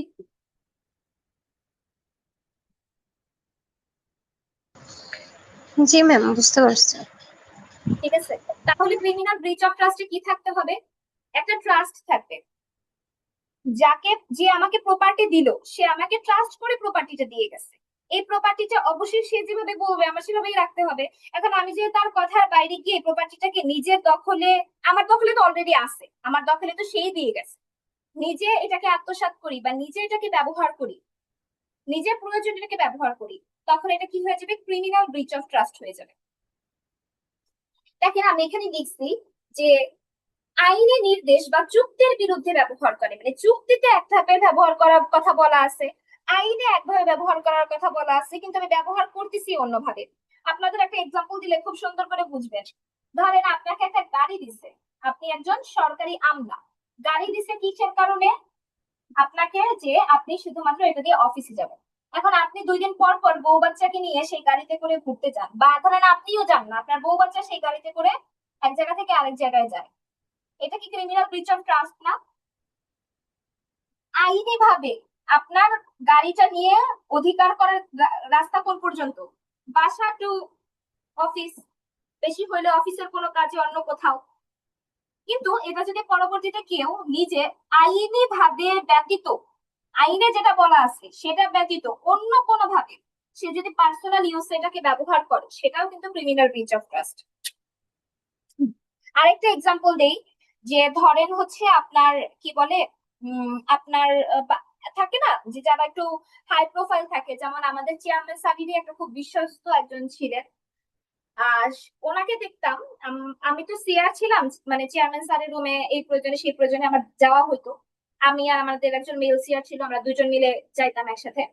তো আমরা যে মাঝে মাঝে দেখতাম যে স্যার হচ্ছে 10 লাখ, 12 লাখ, 20 লাখ টাকা ওই ভাইটার নাম বললাম না, ওনাকে দিতেছে, ওনাকে বলতেছে যে এটা তুমি যা ব্যাংকে ডিপোজিট করো, এটা হচ্ছে মানে ইসের টাকা, ডিপার্টমেন্টের টাকা। এখন ওই ভাই যদি এই টাকাটা নিজে ইউজ করা শুরু করে দেয়, তাকে তো অবশ্যই এনট্রাস্টেড করা হয়েছে যে এই টাকাটা তুমি গিয়ে ব্যাংকে রাখো, নিজে ইউজ করা শুরু করে দেয়, তাহলে কিন্তু এটা ক্রিমিনাল ব্রিচ অফ ট্রাস্ট হবে। এখন আপনারা আমাকে বলতে পারেন এখানে ট্রাস্ট কথাটা বারবার কেন বলতেছি? কারণ এখানে আমাদের স্যারের সাথে ওই ভাইয়ের একটা ট্রাস্টের সম্পর্ক ছিল, যে তার কাজই হচ্ছে এই ধরনের অ্যাকাউন্টেন্টস দেখা। বোঝা গেছে এটা? আচ্ছা, এটার পানিশমেন্টটা একটু দেখেন, এটার পানিশমেন্টটা হলো আপনার আম, এটা হচ্ছে 408-এ দেখেন যে ক্রিমিনাল ব্রিচ অফ ট্রাস্ট যদি কোনো ক্লার্ক বা সার্ভেন্ট করে, পানিশমেন্ট কিন্তু সর্বোচ্চ 7 বছর কারাদণ্ড। আর যদি ক্লার্ক বা সার্ভেন্ট না হয়, তাহলে কিন্তু normal normal criminal breach of ট্রাস্টের পানিশমেন্ট কিন্তু সর্বোচ্চ 3 বছরের কারাদণ্ড অথবা জরিমানা অথবা উভয় দণ্ড। আর যদি হচ্ছে সেটা হয় ক্রিমিনাল ব্রিচ অফ ট্রাস্ট, তাহলে বাই বাই ক্লার্ক বা অর সার্ভেন্ট, তাহলে পানিশমেন্ট কিন্তু সর্বোচ্চ 7 বছর। ঠিক আছে,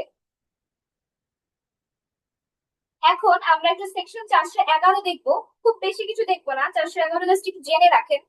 যে 411-তে বলা আছে যে ডিসঅনেস্টলি রিসিভিং স্টোলেন প্রপার্টি, একটা চোর চুরি করে সে প্রপার্টি আমার কাছে রাখছে, আমি জানি এটা চুরির প্রপার্টি, তাও যদি সে প্রপার্টিটা আমি আমার বাসায় রাখি বা আমার আন্ডারে রাখি, এটাও কিন্তু আমার একটা অপরাধ।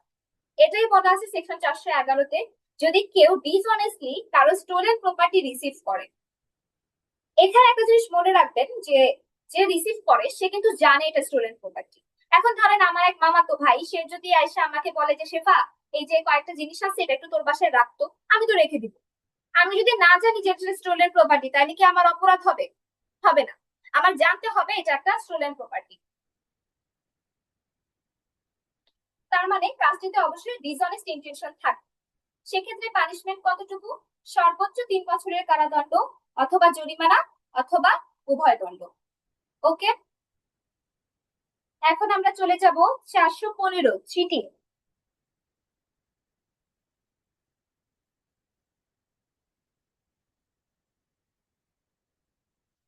স্টোলেন প্রপার্টির সংজ্ঞা দেওয়া আছে 410-এ, চাইলে ওটা দেখতে পারেন, আজকে আমি আর লিখি নেই, মোটামুটি ইম্পর্টেন্ট।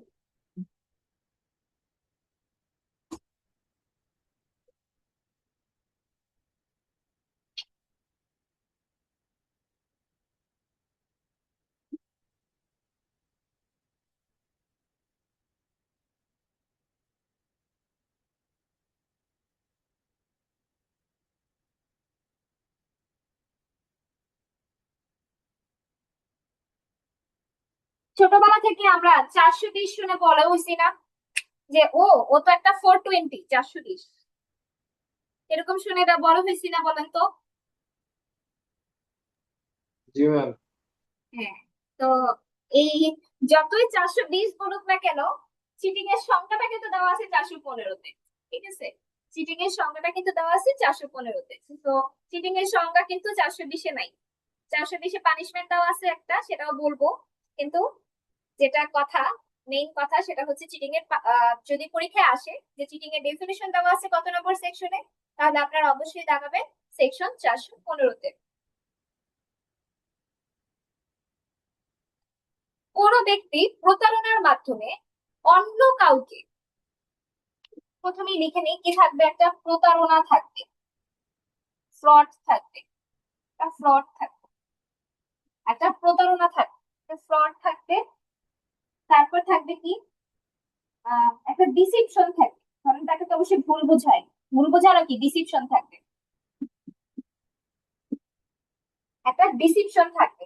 তারপর কি থাকবে, এই প্রতারণার কারণে বা ডিসিপশনের কারণে, ডিসিপশন বলতে কাউকে ভুল বোঝানোর কারণে যাকে আমি এই প্রতারণা করতেছি বা ডিসিপশন করতেছি, সে আমাকে কি করবে, একটা তার কোনো প্রপার্টি ডেলিভার করবে, কোনো প্রপার্টি ডেলিভার করবে। তার মানে মনে রাখেন, চিটিং হওয়ার জন্য প্রতারণার শিকার হইতে হবে, ডিসিপশন থাকতে হবে, কোন একটা প্রপার্টি ডেলিভার করবে, অথবা অথবা এমন কোন একটা কাজ করবে যেটা তাকে প্রতারণা বা ডিসিপশন না করলে সে করতো না। ঠিক আছে, বা এমন একটা কাজ থেকে আমি তাকে বিরত রাখবো যেটা কিনা এই প্রতারণা বা ডিসিপশন না করলে সে বিরত থাকতো না, কাজটা করতো। ঠিক আছে, এর ফলে অবশ্যই এই যে যে প্রতারিত ব্যক্তি, তার কোনো ড্যামেজ বা হার্ম হওয়ার সম্ভাবনা থাকে। এলিমেন্ট গুলা ক্লিয়ার? আশা করি ক্লিয়ার। আচ্ছা, এখন আরেকটা জিনিস জেনে রাখেন যে ক্ষতিটা আসলে কি হবে। ক্ষতিটা কি শুধুমাত্র আর্থিক ক্ষতি বা শারীরিক ক্ষতি? নো, ক্ষতি হতে পারে শারীরিক, ক্ষতি হতে পারে মানসিক, ক্ষতি হতে পারে নিজের সুনামের, রেপুটেশনের, ক্ষতি ক্ষতি হতে পারে প্রপার্টির। ওকে, এখন জানবো আমরা section 416, cheating by personalisation. Personalisation ব্যাপারটা কি, আপনারা কেউ কি আমাকে বলতে পারবেন? আচ্ছা, আমি তো শেফা, আমি শেফা, সুমাইয়া আপা ধরেন একটা কোম্পানি বা একটা ব্যাংকের সিইও বা এমডি। আমি যদি শেফা হয়ে সুমাইয়া আপা সেজে কোনো কারোর সাথে গিয়ে একটা কন্ট্যাক্ট করি, প্রপার্টি রিলেটেড একটা কন্ট্যাক্ট করি, যেখানে মানুষজন আমাকে সুমাইয়া ভাবতেছে, কিন্তু আমি তো আসলে শেফা। তার মানে অন্যের পরিচয় নিজের পরিচয় বলে চালায় দেওয়া, বা নিজের পরিচয় অন্যের পরিচয় বলে চালিয়ে দিয়ে যদি আমি কারোর সাথে কি করি, কোনো ধরনের চিটিং করি, নিজেকে কোনো ভিন্ন মানুষ হিসেবে উপস্থিত করি, তখন এটা কি হবে বলেন তো, সেটা একটা প্রতারণা হবে, সেটা হচ্ছে চিটিং বাই পার্সোনালাইজেশন। সহজ ভাষায় যদি বলতে চাই, কেউ নিজের পরিচয় গোপন করে অন্য ব্যক্তির পরিচয় যদি কোনো প্রতারণা করে, সেটা একটা অপরাধ। আর এই অপরাধের ক্ষেত্রে আপনার যে জিনিসটা মনে রাখবেন, যে পানিশমেন্টটা কিন্তু একটু বেশি। নর্মাল চিটিং এর যে পানিশমেন্টটা, নর্মাল চিটিং এর পানিশমেন্ট দেওয়া আছে যে সেকশন 417, 417-তে, ইম্পর্টেন্ট, 1 বছর কারাদণ্ড। কিন্তু 419-এ বলা আছে punishment, punishment for cheating by personation. এখানে পানিশমেন্টটা কতটুকু দেখেন তো, সর্বোচ্চ 3 বছরের কারাদণ্ড, সর্বোচ্চ 3 বছরের কারাদণ্ড। এখন আমরা পড়বো সেকশন 420।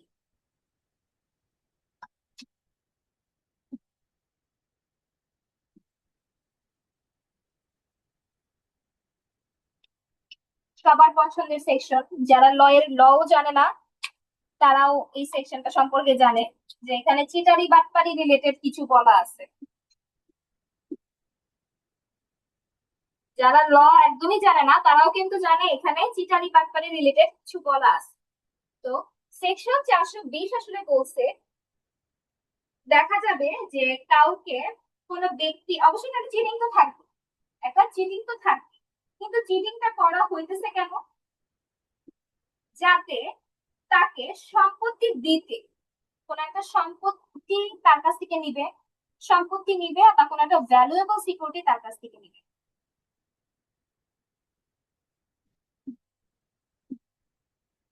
আচ্ছা, মাঝে মাঝে আমরা দেখি না কিছু ভুয়া আইনজীবী বের হয় যাদের কাছে কোনো ধরনের সনদ নাই, কিন্তু তারা বহাল তবিয়াতে অনেকদিন ধরে কোর্টে প্র্যাকটিস করে যাচ্ছে।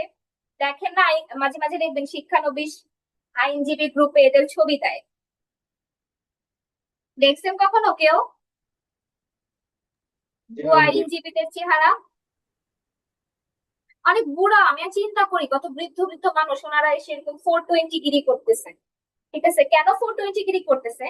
তারা দেখা যাচ্ছে তাদের কাছে সনদ নাই, কিন্তু তারা নিজেদের অ্যাডভোকেট হিসেবে পরিচয় দিতেছে। তার মানে কি দেখেন, তারা একটা প্রতারণা করতেছে, তারা একটা ডিসঅনেস্ট ইনডিউসমেন্ট করতেছে, বা তারা একটা ফ্রড করতেছে। ফ্রড করে তারা মানুষের কাছ থেকে লাখ লাখ টাকা নিতেছে। কিসের জন্য বলেন তো? আপনার কেস এটা তো আমি আপনাকে জামিন পাওয়াই দিব, আপনার সম্পত্তি আপনার পজিশনে এনে দিব। এই যে ভ্যালুয়েবল সিকিউরিটি বা টাকা নিতেছে তার কাছ থেকে, বা কারো কাছ থেকে আবার কেউ বলতে পারে যে আপনার সম্পত্তিটা আমাকে দিয়ে দেন, এই সম্পত্তির মালিক, মানে এরকম বলতে পারে যে আপনি আমাকে 20 লাখ টাকা দেন, আপনাকে আমি এই প্রপার্টিটা দিয়ে দিব, কিন্তু দেখা যায় যে এই প্রপার্টিটার মালিকই আসলে সে না। ঠিক আছে, মিথ্যা কথা বলছে বা ফ্রড করছে বা আপনার ডিসঅনেস্টলি একটা প্রতারণা করছে, যেটার কারণে সে নিজেকে বলতেছে যে এই জমির মালিক, কিন্তু সে আসলে এই জমির মালিক না। এখানেও কিন্তু চাইলে 420 তে মামলা করা যায়। আচ্ছা, আপনারা কি আমার স্পেসিফিক রিসার্চ ক্লাস কেউ করছেন? এনিওয়ান? জি ম্যাম। ও খালিদ ভাই, আপনিই তো করছেন। ভাই, আপনাদের মনে আছে আপনারা যখন এসআর পড়তেছিলেন, আপনারা অনেকেই আমাকে একটা প্রশ্ন করতেছিলেন যে আপু বারবার বলতেছেন যে সে সম্পত্তির মালিক না, কিন্তু দেখা গেছে 1971 সালে মালিক ছিল না, কিন্তু গিয়ে আবার 1973 সালে মালিক হয়েছে। তারপর তার কাছে গিয়ে আমি বলতেছি যে এখন আমাকে সম্পত্তি দেন। আপনি তো আমার কাছ থেকে আগে থেকেই টাকা নিয়ে বসে আছেন। 1971 সালে আপনি মালিক ছিলেন না, আপনার বাবা মালিক ছিল, এজন্য আপনি সম্পত্তি দিতে পারেন নাই। এখন 1973 সালে যেহেতু আপনি মালিক হয়েছেন আপনার বাবা মারা যাওয়ার পরে, এখন সম্পত্তিটা আমাকে দেন। তখন আপনারা আমাকে অনেকে প্রশ্ন করতেছিলেন না যে আপু 2 বছর কেন সে বসে থাকবে, তার কি কোনো আইনি অন্য কোনো রেমেডি নাই? অবশ্যই আছে, সে তখন এই 420 তে যে মামলা করে দিবে। ঠিক আছে, আমার কাছে যদি কেউ আসে, আমি শুধু তাকে সিভিল মামলা করাবো না, সিভিল মামলা তো করাবোই, সাথে তাকে ক্রিমিনাল মামলাও করাবো, এই 420 তে মামলা করাবো। ঠিক আছে, জি তার ম্যাম। মানে কাউকে যদি ধোঁকা দিয়ে তার থেকে কোনো সম্পত্তি নেওয়া হয় বা কোনো মূল্যবান কাগজপত্র নেওয়া হয় বা তৈরি করা হয় বা পরিবর্তন বা তাকে ধ্বংস করতে বাধ্য করা হয়, যেমন আমি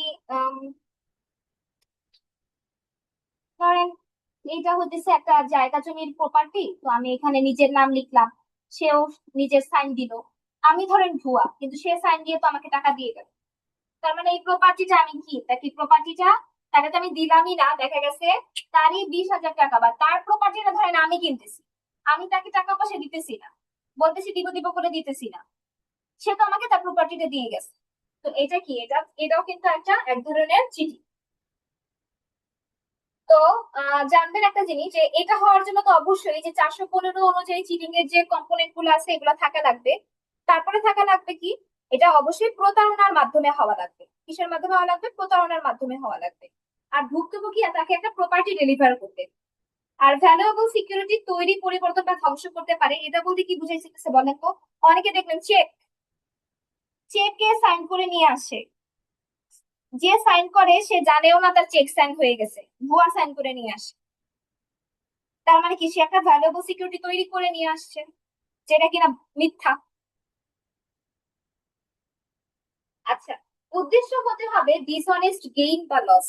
আপনাদের একদম প্রথম ক্লাসে আমি ডিসঅনেস্ট গেইন আর লস পড়াইছি। ডিসঅনেস্ট গেইন বা লস কি? অসৎভাবে কোনো কিছু গ্রহণ করা আর অসৎভাবে কাউকে কোনো কিছু লস করানো, কারো কাছ থেকে কোনো কিছু নিয়ে তাকে লস করানো। আর এই যে ব্যাপারটা 420-এর শাস্তিটা কিন্তু সব থেকে বেশি, সেটা হচ্ছে 7 বছর পর্যন্ত কারাদণ্ড সর্বোচ্চ এবং জরিমানা। মানে অনেক কিছু পড়ায় ফেলছি, লম্বা একটা ক্লাস হইলো। আপনারা আমাকে একটু জানান, আপনাদের কি আর কোনো প্রশ্ন আছে?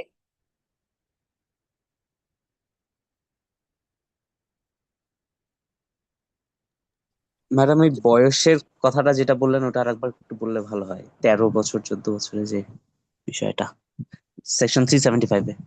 আচ্ছা আচ্ছা আচ্ছা, দেখেন, আর বলা আছে রেপ হওয়ার যে 5টা সিচুয়েশনের কথা বলছি আপনাদের, 5টা সিচুয়েশনের যে ফিফথ নাম্বার সিচুয়েশন হচ্ছে যদি কোনো মেয়ের বয়স 14 বছর হয়, 14 বছরের কম হয়, তাহলে তার কনসেন্ট কি হবে বলেন তো? কনসেন্ট থাকুক আর না থাকুক, 14 বছরের কম, কনসেন্ট কোনো ম্যাটারই করে না, কনসেন্ট থাকুক রেপ আর না হবে ওটা। থাকুক সেখানে রেপ হবে। আবার কারো ওয়াইফ কারো ওয়াইফের বয়স যদি 13 বছরের কম হয়, তাদের ভিতরে যদি কোনো সেক্সুয়াল ইন্টারকোর্স হয়, তখনও সেটা রেপ হবে। এখন কথা হয়েছে 376-এ এসে পানিশমেন্টে লিখছে যে একটা হাজবেন্ড কখন রেপের জন্য পানিশড হবে, যখন তার ওয়াইফের বয়স 12 বছরের কম হবে। আমি আপনাদের বলছি এমসিকিউ এর সময় খেয়াল করবেন যে ওয়াইফের বয়স যদি আপনার প্রশ্ন হয় যে রেপ কখন হবে, তখন যদি ওয়াইফ 13, তখন এটা দাগাবেন ওয়াইফের বয়স 13 বছরের নিচে। আর যদি প্রশ্ন হয় কখন রেপ হলে শাস্তি পাবে, তখন দাগাবেন হচ্ছে 12 বছরের নিচে। ওয়াইফের যদি 12 বছর হয়, 12 বছরের নিচে হয়, তখন শাস্তি পাবে, রেপের শাস্তি। আবার পরীক্ষার সময় যদি আসে ওয়াইফ টয়েফ কিছু না, তখন 14 বছর, তখন কি 14 বছর, ঠিক আছে? 14 বছরের নিচে হইলে তখন রেপ। এখন কি ক্লিয়ার হয়েছে মুনতান ভাই? জি ম্যাডাম, ক্লিয়ার। ওকে। আচ্ছা, আর কারো কোনো প্রশ্ন আছে? জানাবেন একটু দয়া করে।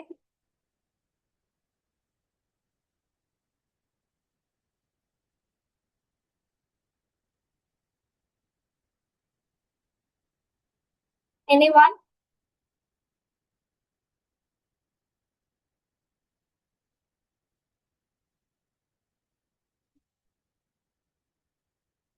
আচ্ছা, আজকের পড়া কি সবাই বুঝতে পারছেন? মানে মাথা হ্যাং হয়ে গেছে বা ধরতে পারি নাই এরকম কোনো ব্যাপার হয়েছে? ম্যাম, ম্যাম 403-তে তো এটা তো নন জিআর মামলা হবে না ম্যাম? কোশ্চেন করছিলেন, আমি ওই সময় ইয়ে করে বুঝে উঠতে পারিনি।